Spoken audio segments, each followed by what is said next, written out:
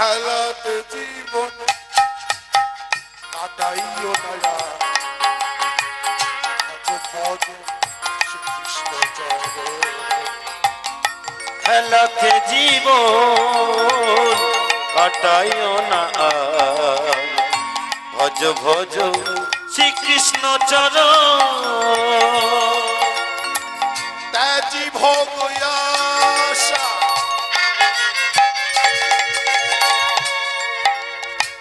নামে মকরন্ধে মধুতে মরিলি মো এই মায়ার সংসারেতে তেজি ভোগ আশা।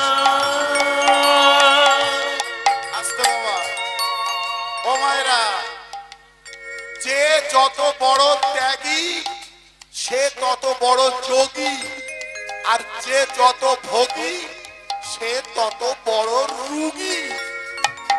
এই যে যারা একটু বেশি দেখবেন মিষ্টি খাচ্ছে, দুদিন পরে তাদের সুগার হয়ে যাচ্ছে। কেন? সে যে মিষ্টির প্রতি আসক্ত, তার মিষ্টি খেতে ভালো লাগে, সে ত্যাগ করা শিখলো না, মিষ্টির দোকান দেখলেই ঢুকে পড়ে। সাধু সন্ন্যাসী বৈষ্ণব, আপনি হসপিটালে যাবেন, কজন শুয়ে আছে? হসপিটালের বেডে কারা বেশি শুয়ে থাকে জানেন? যারা দুবেলা ঠ্যাংসি বাজছে। বিয়ে বাড়িতে অনেকে নিমন্ত্রিত পায়, অনেকে খালি ক্যাটারিং এর ছেলেদেরকে বলবে একটু হাড় দেখে দাও। যত হাড় চিবাবে তত রোগ জন্ম নেবে, খেয়াল থাকে যেন।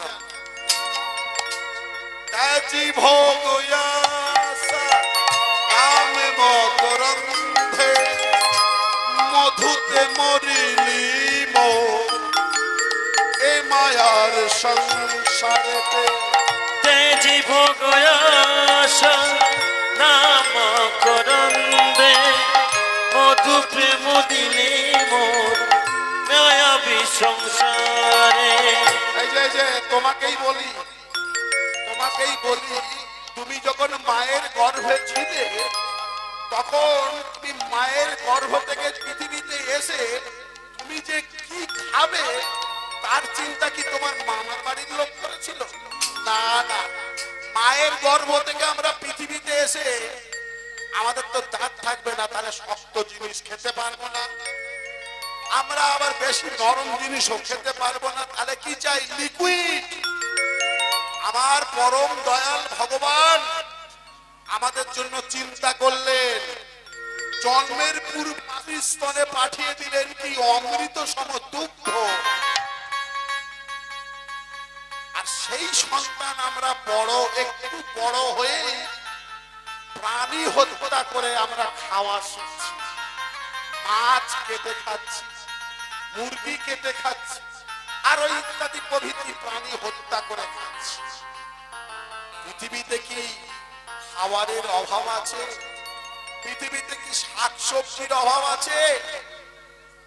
তুমি তা না করে প্রাণী হত্যা করে খাওয়া দাওয়া করছো।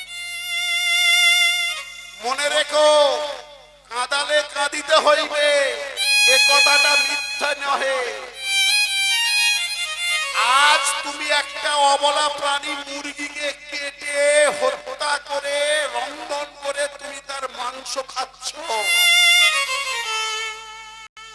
সেই মুরগিটা তাকে যখন কাটছো, সে কিন্তু কেঁদে কেঁদে ভগবানের কাছে বলছে, আজ আমি অবলা, আজ আমার শক্তি নেই, তাই আমাকে মেরে, আমাকে কেটে, আমাকে হত্যা করে তুমি তোমার রসনা তৃপ্ত করছো। আগামী জন্মে তুমি হবে অবলা, তুমি হবে দুর্বল, আমি হব সবল। তোমায় কেটে মেরে রন্ধন করে আমি সেবা করব। কাঁদালে কাঁদিতে হবে, এ কথাটি বুঝতে হবে। এই যে বাবারা, আপনি ব্যাংকে 10,000 টাকা ফিক্সড করলে একটা নির্দিষ্ট সময়ে 10,000 থেকে 20,000 হবে। যখন টাকাটা আপনার কাছে ব্যাক করবে আপনার গুনতে ভালো লাগবে, কিন্তু এটা মনে রেখো, তুমি যদি কাউকে কষ্ট দিয়ে প্রাণে মেরে তুমি সেবা করছো, মানে তার যে অব্যক্ত যন্ত্রণাটা সঠিক সময়ে ডবল হয়ে তোমার কাছেই ফিরে আসবে। হরিবল হরিবল।